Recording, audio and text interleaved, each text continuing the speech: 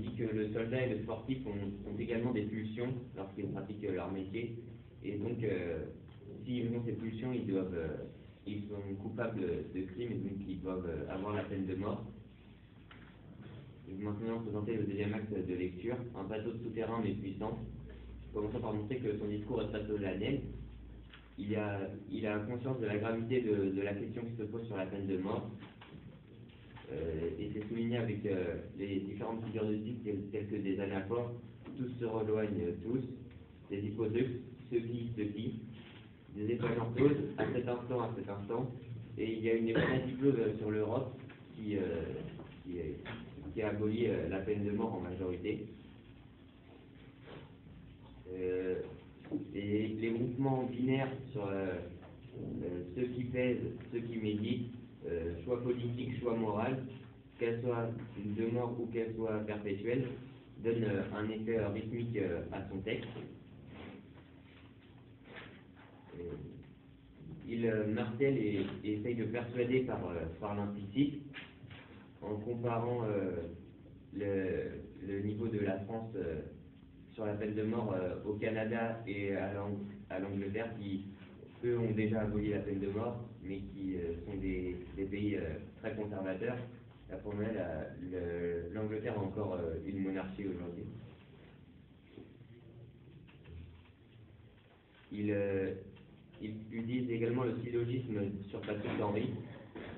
Patrick Henry est un criminel, or il était pour la peine de mort, donc ceux qui sont pour la peine de mort sont des criminels. Je vais maintenant conclure. Marcel Proust écrivait un jour que le bien était presque toujours un parce que le bien fait était presque toujours un parce que. Le conseil clarifiait la problématique de ce discours, dont on se demandait comment, bien que balancer. Ok. J'aimerais que vous reveniez sur cette logique de persuasion dont vous m'avez parlé. Sur quelle fonction du discours vous faites persuasion? Sur des arguments d'autorité. Il s'appuie sur des arguments d'autorité. Oui, donc ça, ce serait de la conviction, on serait toujours dans un argumentaire rationnel. En quoi ces arguments d'autorité participent de la persuasion? Déjà, éclairez-moi sur la distinction que vous faites entre conviction et persuasion. Quelle est la différence entre convaincre et persuader? Convaincre, c'est quand la personne elle est pas d'accord avec la thèse qu'on évoque.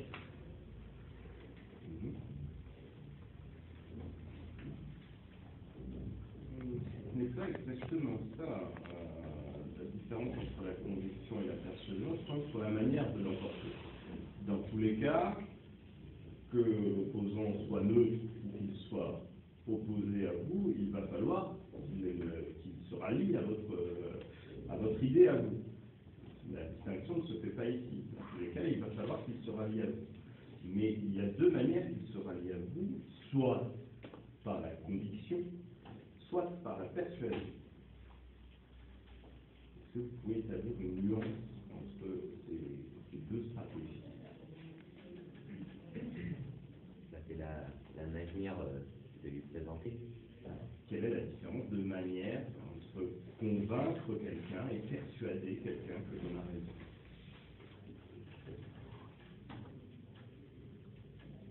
Parce que votre seconde partie se joue là-dessus, et pardonnez-moi de vous le dire, on ne l'a pas beaucoup entendu ni compris. Convaincre, c'est s'adresser à la raison de son auditoire. Persuader, c'est s'adresser à ses sentiments. Donc, je reformule ma question pour qu'elle soit bien claire. En quoi les arguments de Badinter jouent beaucoup sur les émotions de l'auditoire, sur ses sentiments? Parce qu'il fait appel à l'Europe, à des pays d'habitude plus en retard sur les réformes que la France. Que veut-il piquer chez l'auditoire, chez le député français qui l'écoute? Piquer sa conscience,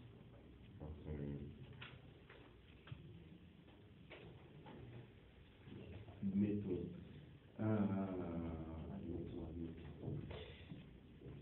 Pouvez-vous me dire, vous avez dit que l'Angleterre était un pays extrêmement traditionnaliste parce que c'était une monarchie. Non, il y a encore une règle. Oui, certes. Mais est-ce que le fait d'avoir un régime monarchique fait de vous un pays particulièrement traditionnaliste en matière de mœurs? Les conservateurs, ils ne veulent pas changer. Oui, c'est un signe, mais bon, vous prenez par exemple l'Allemagne, pas l'Allemagne, pardon, l'Espagne, est une monarchie qui a une tradition plutôt d'ouverture sociale. Quels sont les autres signes de traditionnalisme moral chez les Anglais? Je ne prends pas les Anglais parce qu'ils ont une reine. Il y a dans les mœurs anglaises qui sont très traditionnalistes. On a comme autre exemple, en dehors d'avoir une reine.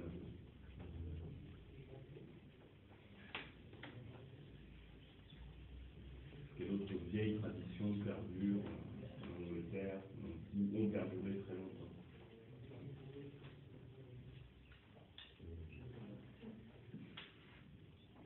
Le châtiment corporel.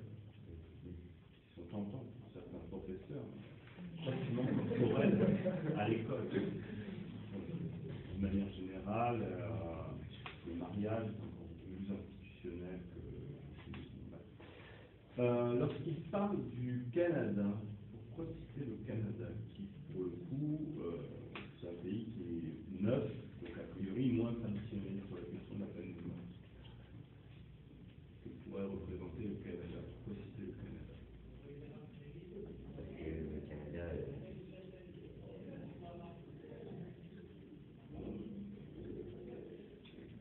Sur quel pays a fondé sa législation, sur quel pays exemple la législation canadienne s'est fondée? Sur l'Angleterre. Pas vraiment, non. En dehors du fait qu'il y a un souverain commun, le Canada fait effectivement partie du Commonwealth, mais le modèle législatif et judiciaire du Canada n'est pas le modèle anglais. C'est le modèle de leur cousin immédiat, de leur voisin, les États-Unis, tout à fait. Alors, si on en vient à parler des États-Unis, a priori, le Canada avait un a priori plutôt favorable ou défavorable sur la peine de mort? Défavorable. Défavorable envers l'abolition, puisque les États-Unis, C'est encore... la peine de mort est encore pratiquée. J'aimerais qu'on revienne sur d'autres arguments. Pour l'emporter, pourquoi parle-t-il de Olivier? Pourquoi ça pourrait constituer un très bon argument contre la peine de mort, le cas de Olivier? Puisque Olivier, il a été exécuté, mais après, quand on a fait une autopsie sur lui, après, ils ont détecté qu'il était malade. Et donc, ça permet de montrer que les criminels sont en général malades. Pour une majorité, sont malades. D'accord. Et donc, ils ne sont pas vraiment eux-mêmes responsables de leur place. ils ne sont pas responsables, ils ne sont pas pénalisables pour cela. On doit les libérer pour autant? C'est ça. Non. Non. Il faudrait faire peut-être Les soigner. Les enfermer, les enfermer, et lesquels ni en prison, mais encore moins sur l'échelle. Pouvez-vous nous parler de la tournure de phrases et des exemples après Olivier? Et Carin, et Rousseau, et Garceau. Elle est étrange, cette tournure. C'est une énumération de philosophes. Non. Vous pensez que le Rousseau qui est dépeint ici est Jean-Jacques Rousseau? Non. Rousseau n'a pas été sur l'échafaud, Voltaire lui aurait peut-être souhaité, mais Jean-Jacques Rousseau n'est pas mort sur l'échafaud. Simplement, parlez-moi de la forme.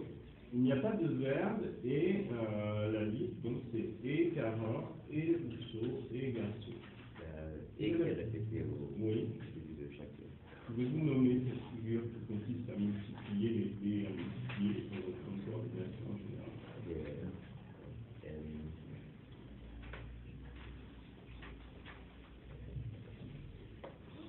Ça s'appelle une polysynthèse. Quel est son but? Pourquoi empiler des noms ici? Olivier, Écarin, Égarcin, et Rousseau. C'est pour montrer qu'il y en a plusieurs qui ont été condamnés injustement. Et il répondrait à quel contre-argument, à quelle idée de ses adversaires en fait? Bah, que une minorité de personnes vont à la peine de mort. Voilà, donc il était admis en France que finalement personne ne se figurait dans les textes, mais que personne n'était réellement exécuté. Badinter cite des noms de gens qui ont été réellement exécutés récemment. À propos de gens qui auraient pu être exécutés, il ne l'a pas été. Badinter prend un exemple qui a du poids dans les textes, parce qu'il est très récent, celui de Patrick Henry.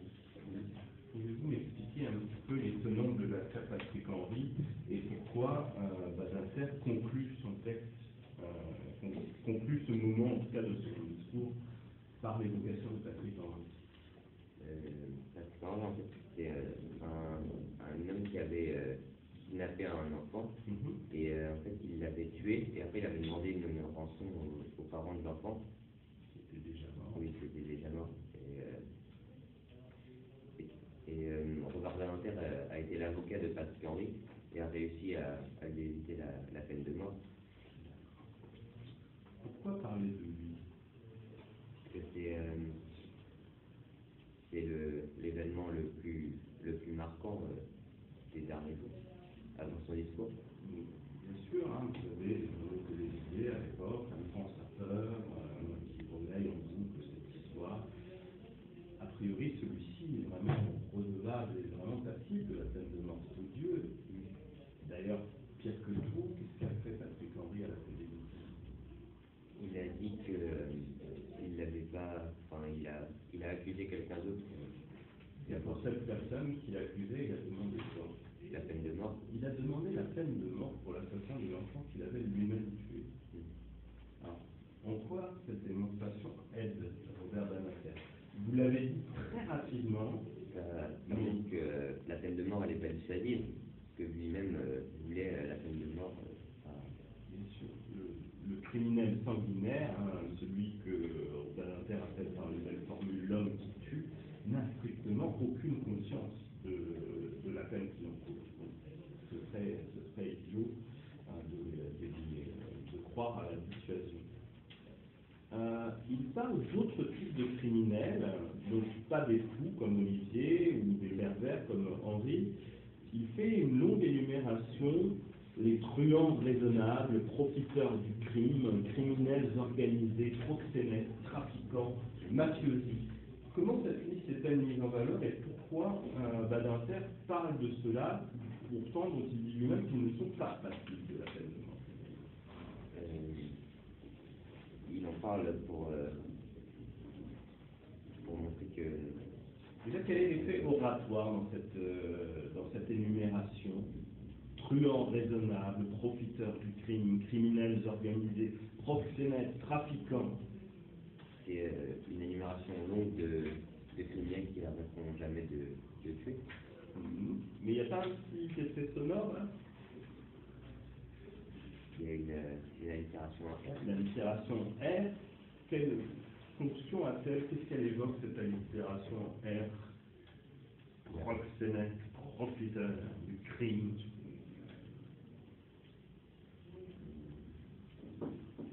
Non, c'est un hasard? Non. C'est pour montrer la dureté des personnages. Ce sont des personnages extrêmement durs. Est-ce que, même si ce n'est pas dit, est-ce que ces gens-là sont susceptibles de tuer? Criminels organisés, proxénètes, trafiquants, mafiosi. Ils sont susceptibles de tuer également, au même titre pourquoi Badinter s'étonne que cela ne soit pas les tribunaux d'assises et les passibles de la peine de mort? On n'arrive pas à les attraper. Oh, si, on arrive. Les exemples de l'absolu, on doit s'expliquer, je crois que c'est dû s'expliquer devant le tribunal, mais pourtant, ils ne sont pas redevables de la peine de mort. Pourquoi est-ce que cela constitue un paradoxe pour Badinter? Il pointe là une faille du système. Expliquez-moi, quelle est cette faille du système qui fait que l'on condamne Carin, Rousseau ou Patrick Henry, même s'il échappe de peu, et qu'on ne condamne pas Dodo Lassaurie? En quoi ça constitue un paradoxe judiciaire? Pourtant, les deux peuvent tuer, les mafiosi peut-être d'ailleurs en plus grand nombre qu'à Patrick Henry, et pourtant, les uns vont à l'échafaud, les autres non. En quoi ça constitue un paradoxe, ça, pour l'avocat qui est Badinter?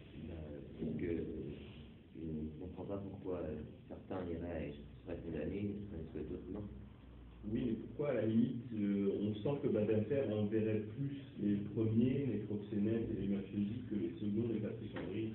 Et ils sont plus dangereux, tuer en plus grand nombre de personnes.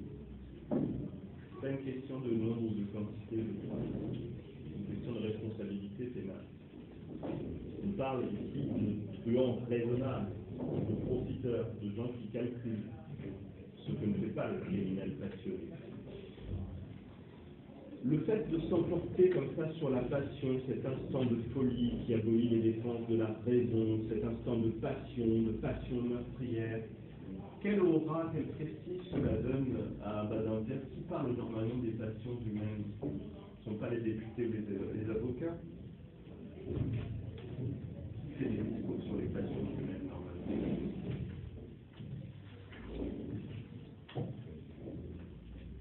Quel type de personnage, de métier, je dirais, de profession, d'intellectuel produit des discours sur les passions de l'homme? Les philosophes. Les philosophes, qui donnent ici une leçon de philosophie, tout à fait.